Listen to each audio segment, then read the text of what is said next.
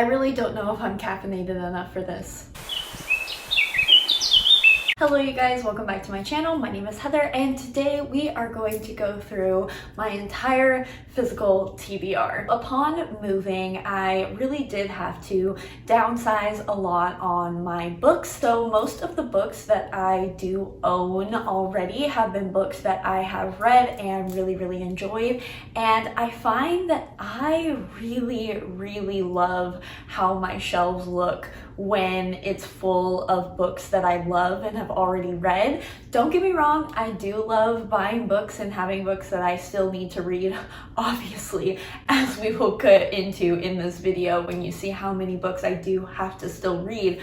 But overall, I just really like the look and feel of having bookshelves full of favorites. So that's kind of my current goal right now, is I want to only have books that I absolutely love. So that means I have to get through all the books I haven't read to determine if they are going to make the cut or not. I haven't decided if I want to do a TBR jar or set myself to any standard on how I'm gonna get through these books. But for right now, I do think at least I'm going to hold myself accountable in picking up at least one physical book at a time. I usually read about 3 books at a time, so one of those books has to be a part of my physical TBR. The book that I have picked right now is going to be Malice by John Gwynne. I have the audiobook for this. I have not started it yet, but I think I'm going to start it the day that I'm filming this, and maybe I'll even include this in a reading vlog. This is an adult high fantasy. I know that Erin from Booked and Busy really loves this series. I believe it's a trilogy.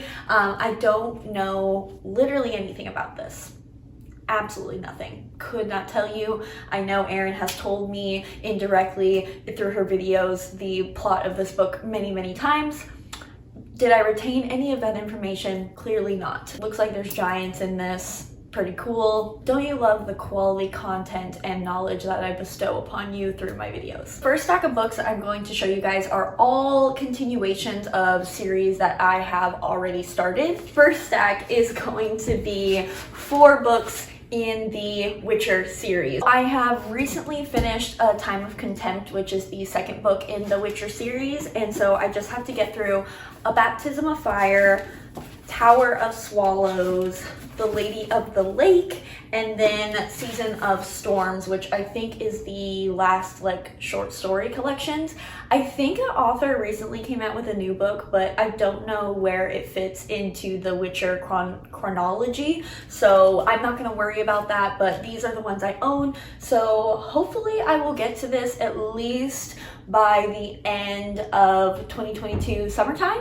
That would be nice. I feel like that's a good goal for me. It gives me enough time. I'm very bad at continuing series, but the Witcher series is really a comfort read for me. I really just love always going back to that world when I'm feeling kind of slumpy. So yeah, these will be read for sure. The next book I have is The Well of Ascension by Brandon Sanderson. This is the second book in the Mistborn series, but I was admittedly a bit disappointed in it because of how hyped this series was, but I've heard that it gets a lot better. I just need to get the motivation to pick up the second book. So that's partly why I'm filming this video, so you guys can yell at me to finish these series. Speaking of series that I need to finish, oh my god, how have I not read this book yet? Muse of Nightmares by Laini Taylor. This is the sequel to Strange the Dreamer, which I absolutely loved. I will link my review in the cards above. Definitely go check that out if you're interested. The way that Strange the Dreamer ends, I don't understand how it's taken me probably over a year to pick this book up, but for some reason it has. I think I really want to reread Strange the Dreamer before I get back into this so I get that full emotional impact. Again, sequel to Strange the Dreamer. It's following Laszlo Strange as he has basically spent his whole life studying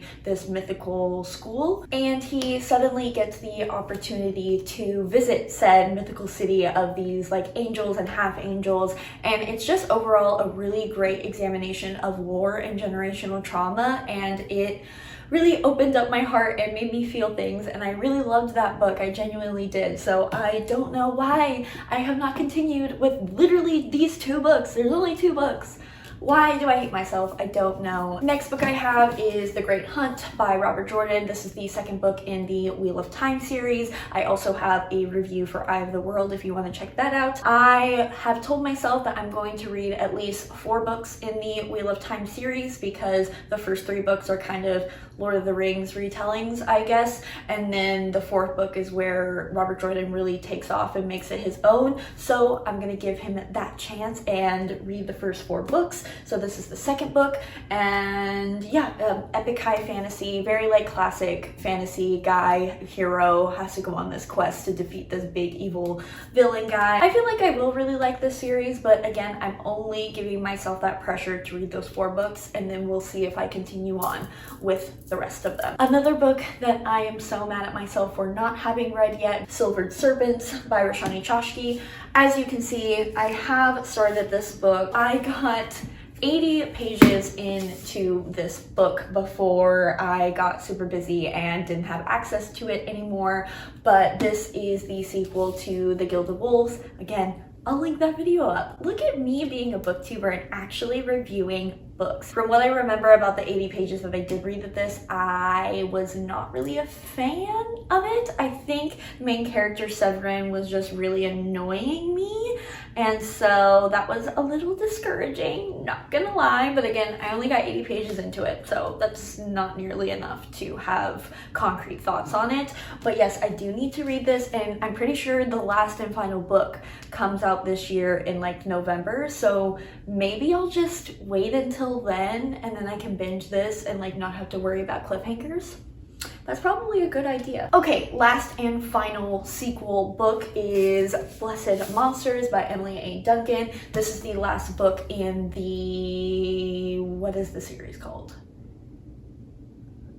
What is the first book called?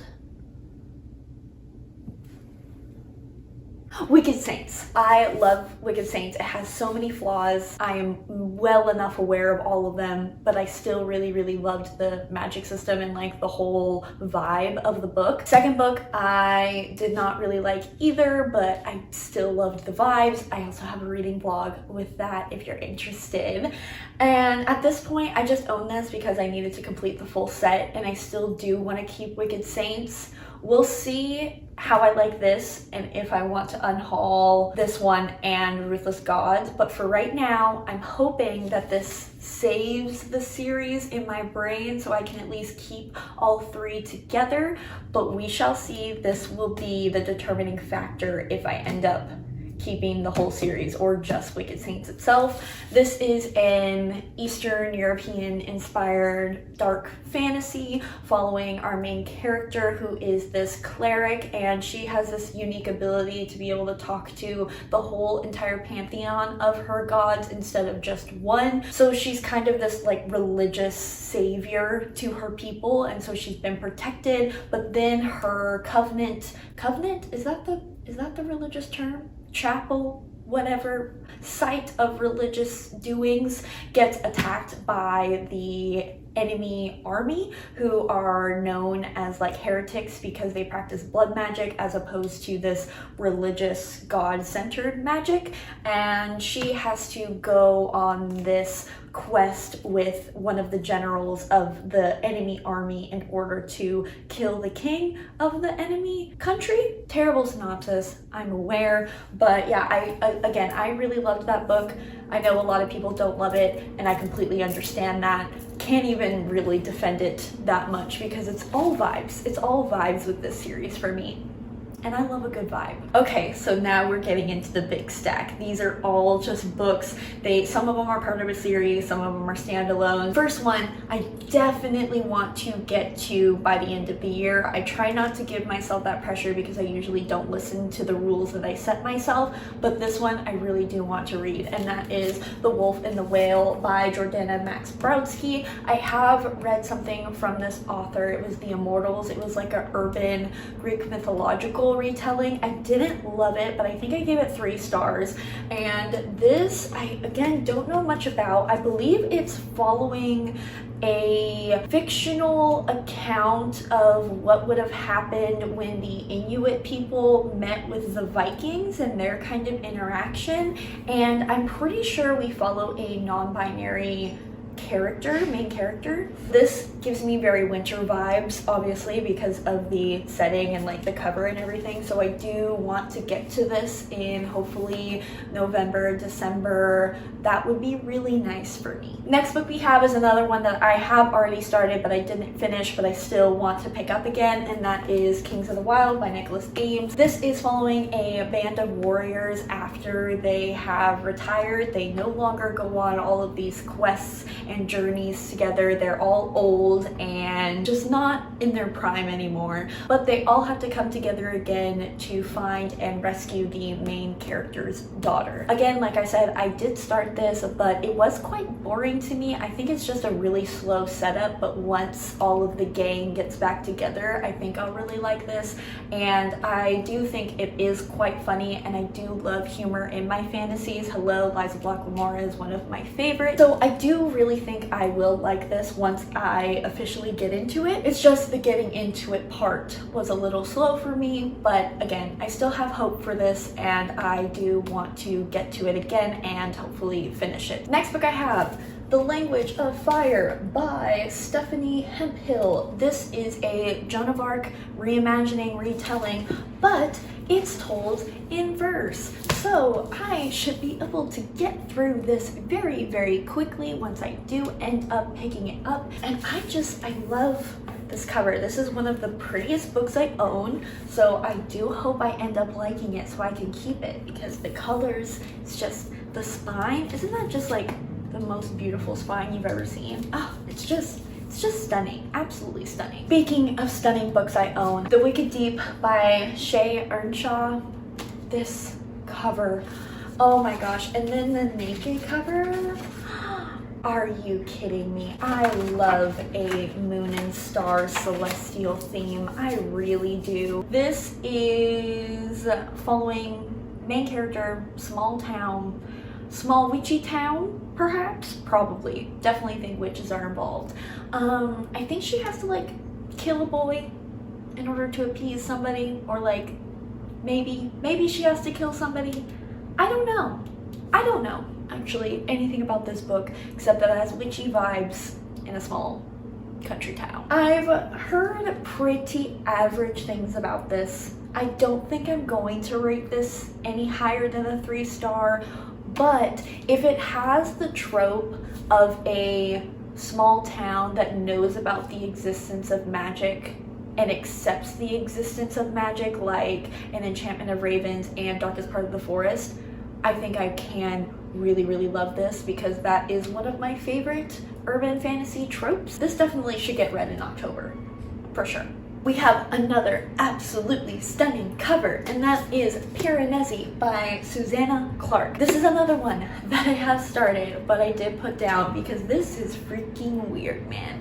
This is a weird book. So we're following this guy named Piranesi, and he is one of the only 2 existing beings in the world anymore, and he lives in this house that is kind of like a labyrinth where it's like never ending. It just has endless rooms, and it's just this huge maze, and the only other being in existence is this guy who's kind of like a scientist, and he's trying to figure out something. Piranesi has no idea what they're researching. I have obviously no idea what they're researching. I have, quite frankly, no idea what's going on in this book, but it is quite beautiful. And again, it has that beautiful naked hardcover that has the title of the book on it. Is that not amazing? I absolutely love that. It does have very Greek vibes to it, obviously, which I love, and Madeline Miller blurbed the back of it. So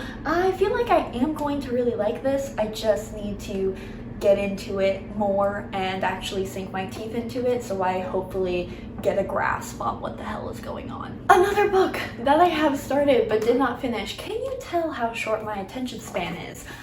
The Master and Margarita by Mikhail Bulgakov.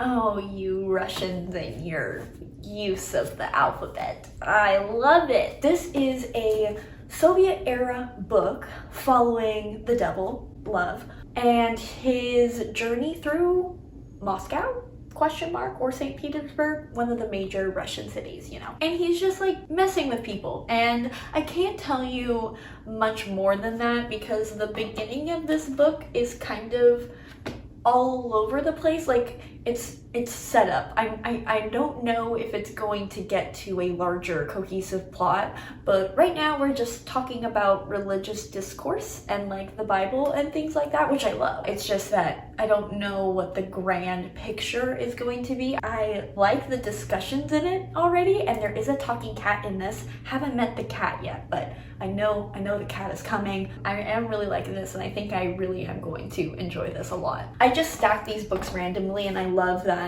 another Russian book is gonna be talked about next, and that is Vida Nostra by Marina and Sergei Diach.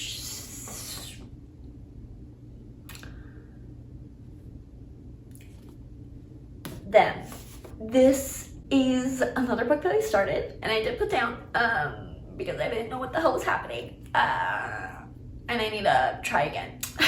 So this is following this girl, and she is on vacation one day and she meets this guy, and all of a sudden after meeting this guy she starts throwing up coins, and she has to save these coins because these coins, we find out early in the book, it's not a spoiler, she has to use these coins in order to pay for tuition to go to this magical school.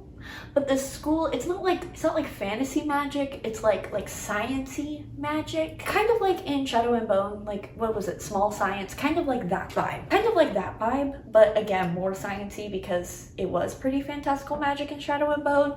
So like Dark Academia-esque, you know, school setting, love all that.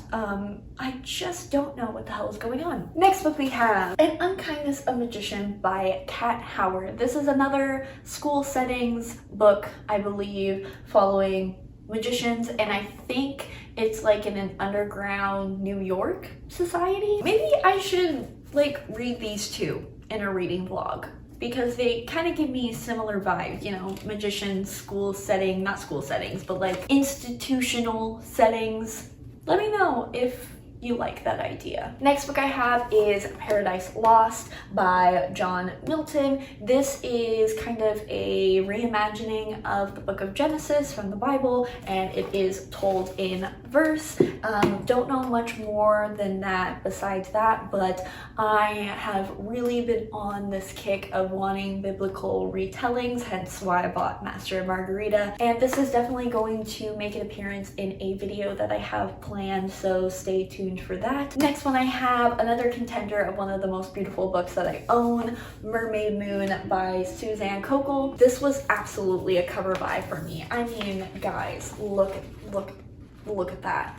And then it gets better. These blue sprayed edges. Oh, I die. If I don't like this book, I might cry from the loss of it from my shelves because it's just so beautiful. I didn't even read the synopsis when I bought it, if I'm being completely honest. I believe I saw somewhere that it's kind of like Little Mermaid meets Alice in Wonderland in like weirdness factor. So I think it is going to deliver like fairy tale vibes with like weird strangeness and hopefully an atmospheric read that I love. Next book I have is one that I always look on my shelves and I always want to pick it up again, but I never do it because why would one listen to one's intuition?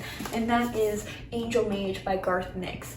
I have read this. I got literally 50% into this book, but then I think my library hold expired and then I just ended up buying it, but then I never picked it back up again. This and Wicked Saints have probably my favorite magic systems in it that I have read in a fantasy. We're following this group of people and they all have to come together in order to, I think, to prevent a prophecy from happening or to make sure a prophecy happens, and it's all being manipulated by this kind of evil main villainess who's super hot, and I love her, and she has recently woken up from this like 100-year-old slumber, and she has a mission that she needs to carry out, and she needs these people to help her do it. It obviously does deal with angels and like angel-based magic, and each of these angels, they kind of act like gods in a way where they rule over a facet of life. So there's like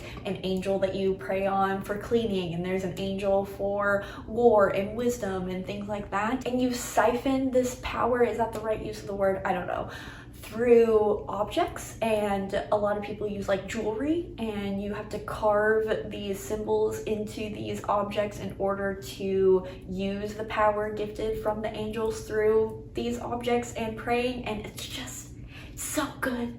It's so good. I just love the magic system in here so much. I know I didn't love something about this book. I think it was the writing style, but the world was so good, and I need to read this again. Oh, let's get this big boy out of the way. Prairie the Orange Tree. Samantha Shannon. Of course I own this book, and of course I have not read it. I'm sure, again, if you guys are at all not a stranger to booktube and fantasy readers, you know about this behemoth of a book. I don't know too much about this. I know we're kind of following this like East versus West mentality of these two opposing ideologies in like religion, which I really love. One side like likes dragons, the other side doesn't like dragons and like hunts them, maybe? Ooh, might be making that up. I watched Starla Reed's review on this, and I really loved how they described this book, and it made me really excited to actually read it, because every time somebody talks about it, i.e. me right now, they never describe what the book is actually about, so it's really not helpful. So you guys should definitely check out Starla's video, because it's great. Fantastic. I know that there is a female romance in this. I know we're following multiple perspectives. I know that a lot of people were disappointed with the ending, but I'm hoping that the journey outweighs the destination for me. The next book I have is Daughters of Neri by Rennie K. Amayo. This is following two sisters, and they are actually goddesses, but I don't believe that they know that they're goddesses, so they're living like on the down low as humans. I don't know much more than that. I just know I love this cover so much. It's so beautiful, and I think it is African mythology inspired, or maybe it's own world's mythology. Either way, you guys know, love me a book about gods and goddesses, so this definitely should get read soon. It's very short, and I do have the audiobook for it too. Next book we have is Truth Witch by Susan Dennard. This is a part of a YA fantasy series that not a whole lot of people have read, but the people who have read this always talk about how underrated it is and how more people need to pick it up. I picked it up, so clearly I'm listening to somebody. Am I listening to them when they describe what this is about? No. I actually don't know absolutely anything about what this book is about.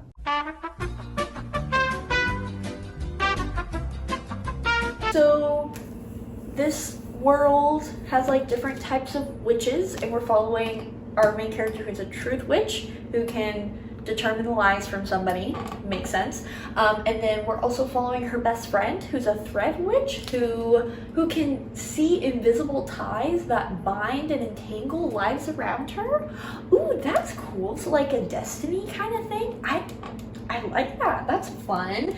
And it looks like it's like focused on their friendship, which is cute, but they meet this prince, and he's a ship's captain, so there's pirates and stuff. I like that.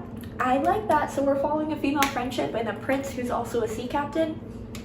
Okay, great. And I assume they have to defeat this bad evil. And I know that each of the books is following like a different type of like witch. So fun. fun! The next one I have is The Wolf and the Woodsman by Ava Reed. This is a Jewish mythology inspired book, and that's pretty much as far as I know. I know that this has been compared to Spinning Silver by Naomi Novik. I have really high hopes for this because I do know that it deals with paganism and pagan-based magic, which again is why I love Wicked Saint so much, and I've heard pretty good things about this book. Speaking of Spinning Silver by Naomi Novik, I also own that. Maybe. Another potential reading vlog. I love getting video ideas while I'm filming videos. We love more content. I'm pretty sure this is a Rumpelstiltskin retelling. I could be making that up, but I know that this has a very like wintry setting and we're following our main character, and I think she's like a banker maybe, or some sort of in the money lending business, and she has the ability to turn silver into gold, and I think that garners the attention of this king who puts her on this quest to do something and go somewhere, and she probably meets up with some other people because that's usually how quests go, and we go from there. That was quite possibly the worst synopsis of this entire video, which is saying a lot. I have Crown of Feathers by Nikki Proud-Pretto. This is following two estranged sisters, and for some reason they are enemies of one another. I believe they were like rivals for a throne. This world is made up of riders, animal riders, and one of our main characters is a phoenix rider, which is apparently very rare and hasn't been seen for many years, so she's pretty powerful in that regard. And I have mainly heard super good things about the lore of this book and how detailed the lore is. A big part of why I really love adult fantasy is the attention to lore and world building that a lot of times YA fantasy has to cut back on because of publishers and word count limits and things like that.